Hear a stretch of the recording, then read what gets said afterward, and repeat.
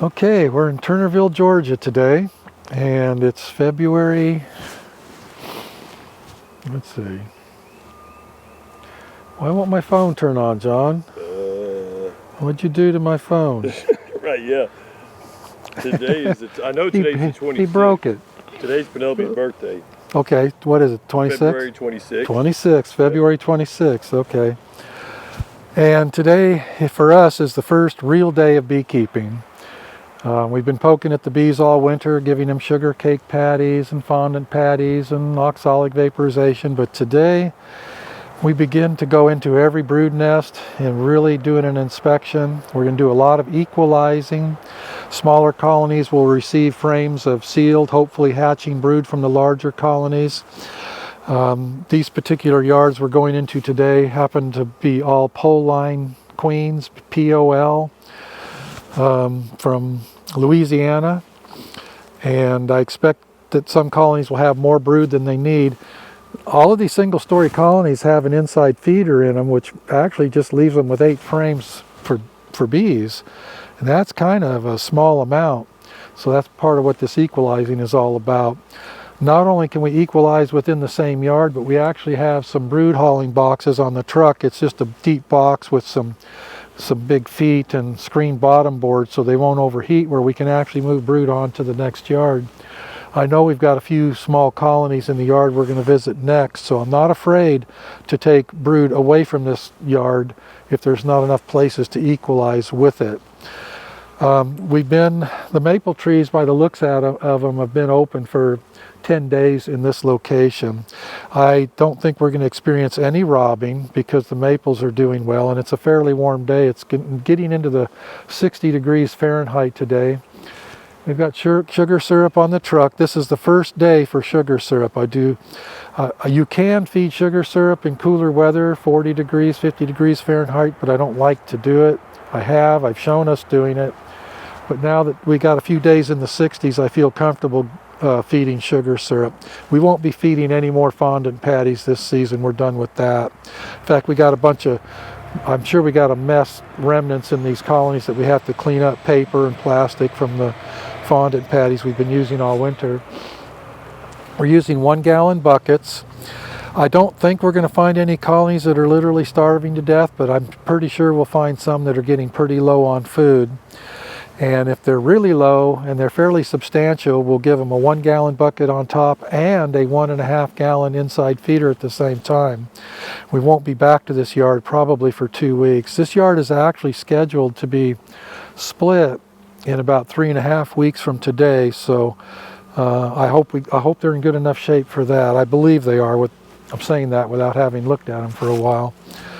We still got the rims on the colonies, and I think I'm going to leave the rims on because at some point when we're done splitting, we're actually going to put on oxalic acid extended release pads on these colonies. That will be late March, and then they will stay for the duration of the summer. Might replace them somewhere along the line. I'll have to keep an eye on that because we won't be doing Apigard until August, so we'll see about that. Looks like the bees are active. I don't know if there could be 1 or 2 dead ones in here. It's been a while since we looked, and there were a few pretty small ones the last time we were here, so hopefully there's no dead ones, but I wouldn't be shocked if there was. So I'm leaving it up to Selena to keep a really good track of what's going on here. We're going to keep good notes about what condition each yard is in so we can put them on the calendar for splitting. And again, this is the very first yard, and there's a bunch to go. We're in Habersham County. We have 6 yards in this area. We consider these our very earliest yards. So hopefully these will be the ones that we split earliest. And then as we work our way north through the outfit, of course, the dates will get later and later. From the point we're standing to the highest location and farthest north yard for us is at least a 2-week difference, perhaps more, in the build-up period. In other words, the pollen starts coming in at least 2 weeks later, maybe a little more than 2 weeks, than it starts right here. So John, I'm anxious to get a good look in these. Oh, yeah. So John and Selena are chomping at the bit. They have added quite enough of the wood shop, I think, and pouring honey and making soap, stuff like that. My voice is a little rough. I don't know if I mentioned that earlier. So I'm coming off of a cold, but I probably would be do myself good just to stay home and rest today, but I can't do it. We got to move ahead. So John, no kisses and hugs for me Right, today. yes, I don't want to okay, spread it all to right. you.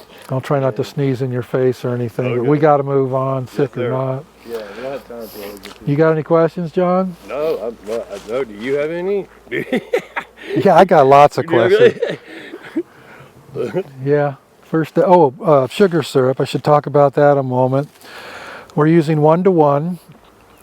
We don't need to use anything thinner for stimulation purposes because with this fresh pollen coming in, they are quite stimulated. They are highly motivated to rear brood, so we don't have to use extra thin syrup to motivate them for rearing brood.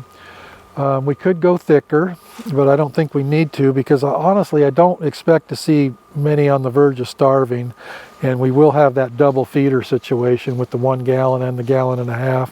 Plus we got a few boxes of frames of honey from dead outs over the winter, so I don't feel like we're going to have a food problem.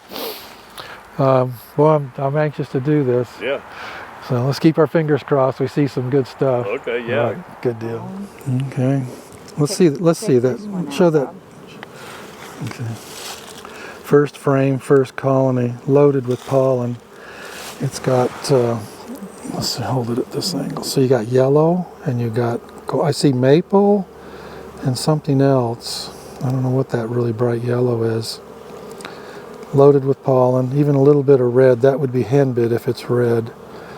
And that's got a little food, but not a lot. Let's see what the next one looks like. Okay. So again, it's only 8 frames in a box, which this thing's going to get really tight before we split it. Another reason to equalize, take brood away. Oh yeah. Have you got any hatching bees yet? I've seen some little tiny brand new bees.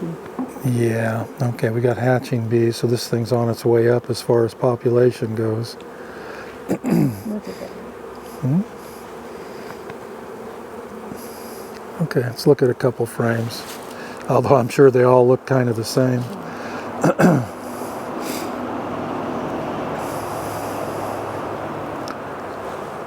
Yeah. Expansion mode starts now. Okay. So what we need, yeah, that's a good pattern. Lots of pollen, healthy looking colony. We did mite tests on these colonies, what, about a month ago? Came up with nothing but zeros on them, so I don't think I need to do a mite test right now. Now that they've got brood in them, we'd actually show less mites than we would have before because any mites that are here would be entering the brood, of course. I'm not used to seeing all that Italian. Okay, John, let's crack another one. Let's see what's going on Yeah, here. let's see if they're all like This one's got too much brood in it. That's a fact. This will Dang. never last 3. A drone? That's probably left over. Yeah. But there's more Is coming. that an old drone? Is that an Oh, overwintered well, drone? there's a little bit of drone brood there, yeah. Oh boy, here we go. Okay, well, check your lid, yeah. Drone. So, did we bring a trash bag with us? I forgot to ask you to do that. We may have trash bags. with Yeah, us. maybe in that front toolbox.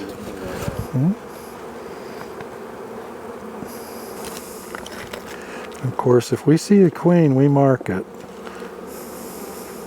I was just in Canada, up in Manitoba, and they asked me if I painted my queens, and it took me half a second. We don't use that term. We say mark. They say, do you paint your queens? I said, no, we don't paint them. I had a really good time in Manitoba, y'all. That was great. That's cool. Those people treated me really good. Yeah. I got to go out and see Ian Stepler's farm. Did I tell you that? Yes. Yeah. Yeah. Wow. 1,800 colonies, you said, in a I farm? think that's what he said. And then I went to the Bee Made processing facility. That's right there in Winnipeg, where those guys send their honey. Big place. Makes ours look like it's a dinky thing. Yeah, this is loaded with drone brood. You got drone brood, really? Oh, that's yeah. That's them Italians. It's completely laid up where it's not capped. Oh my goodness. Okay, that's Italian stuff. You got any food in this thing, John? I don't know yet. There's some in the corners of this. Like, it's not Okay. complete, but it's Let's go like that. dig out. most of the weight from that. So you still got So some that's food. a nice heavy frame. Okay. Yeah. I've got two and a half like that. Okay, yeah, we got some food right there. Got some food and So, some brood. and Brood pollen, and food, yeah. everything you could want. Okay, let's go over here and see if Yeah. there's any food. We got to figure this out, Okay. what we're dealing with. So can I take this for the brood hauler? Would you take just one frame or two out of here? Well, let's look in another colony. We got two choices here. We can put it in the brood hauler and move it on, or we can bring back another second story box. I didn't expect to do that this soon, but just look at another 1 or 2 colonies and we'll make a good strategy. Okay. So you got a little food, It's a yeah? little, I mean, there's, yeah, like this Okay, all right. right there. Okay, short answer, Oh, let's make a good decision. That's So completely- these 2 colonies, let's take 1 frame of sealed, hatching, find whatever's hatching and stick it in that brood hauler box. okay. Okay. And that'll trim them back a little bit. And then as we move through this yard, if we find something that's small, we can donate the frame to them. And if we don't do that before we've left, if we still have brood in the brood hauler, we're just moving on to the next yard. That yard over at Horses, I believe, is smaller bees. So I think they would benefit from a boost. I could be wrong. If they're growing like these are, they might not need a This boost. ain't completely, yeah, this is a big colony. This is Yeah, we've got some decisions to make. This will never last 3.5 weeks. There's right, no way. no, it's already, All right, let's start pulling brood, at least 1 frame of brood out of everything. okay. And that colony, John, we're going to do a lot of feeding. That's going to get a gallon bucket and a 1.5 gallon feeder. I know that seems extreme, Okay. but we're not going to be back for 2 weeks, and I don't want anybody running out of food. Right, this thing, yeah, they don't have a lot. They're not going to build. They're not going to build any swarm cells yet. They don't have the drone brood coming on, so I don't think swarming's going to. Look at the pollen just pouring out of that comb when you turned it over. Really? That's maple pollen. See that greenish Yeah, that hue green- right there? Yeah. That's maple pollen right there, which I could have predicted. Driving in here, we saw dozens and dozens of maple trees that are wide open. Okay, looking good so far. So that's what this colony looks like after taking 1 frame of brood and bees out. And we're going to put a gallon bucket on them, give them that 1.5 gallon feeder full. That will give them a lot of food. When we come back in 2 weeks, it'll be time to do something. Take more brood out or give them another box. Oh my goodness. Well, you know, a frame like that, when it hatches, it turns into 2 frames of bees. Right, you got, I mean, this side is completely laid up. Where it's not Yeah. capped, it's laid Well, up. what I'm not seeing in that frame is food.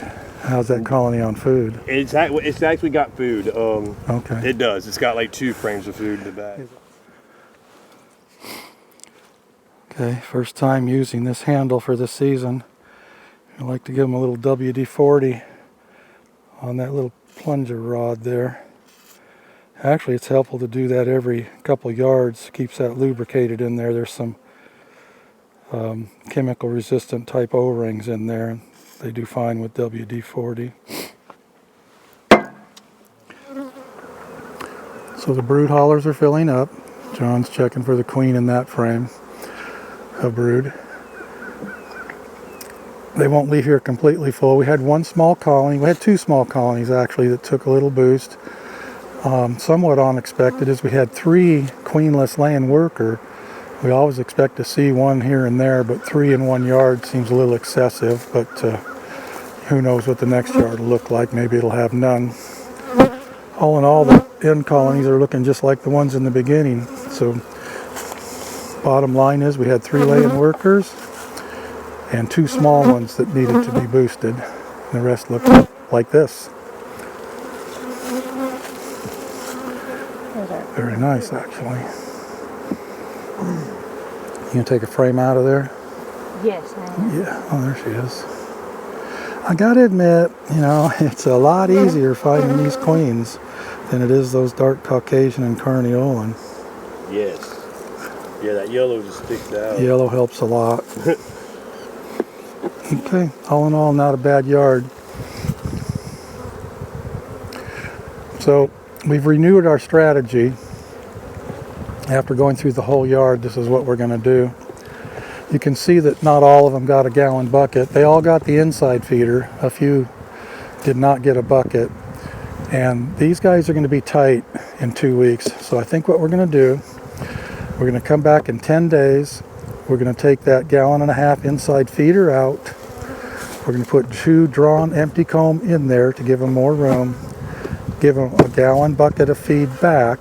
By that time, everything that had feed in it will be empty.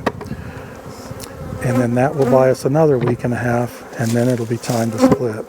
We got 4 frames of brood. We're leaving them with. Yeah, we're leaving an average of 4 frames of brood behind in every unit. And in a month, 3.5 weeks, we're going to be splitting. This is going to be a tight unit, tight single. Might even see the beginnings of a few swarm cells, but I do not think we will have had swarming yet when we get back here to split. So I like good, tight, well-fed units for splitting. They'll have plenty of food with all this feeding we're doing. You got to be a little bit careful with this sucrose syrup, though. If we were feeding high fructose corn syrup, it wouldn't be near as stimulating as this sucrose. Sucrose syrup can cause early swarming if you're not careful how you use it.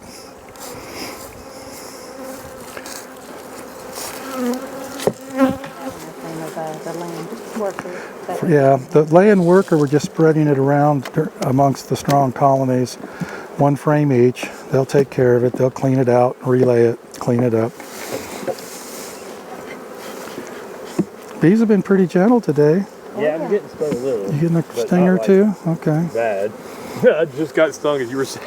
Right when you said that, I was getting stung. Yeah, so It's pretty good, yeah. I think I got 1 sting so far. Not Man, I bad. got stung at least 10 times. How many times? About 10? 10? Yeah, I'm not even joking. Okay, we better analyze this situation. See what John's doing wrong. But I mean, again, so it could just be me. Oh, look at that. Okay. Okay, so do me a favor, John. Turn it back over. Take your hive tool and open up one of those cells. Let's see where the drones are at. Okay. Where are they? Oh, purple eye. Purple eye.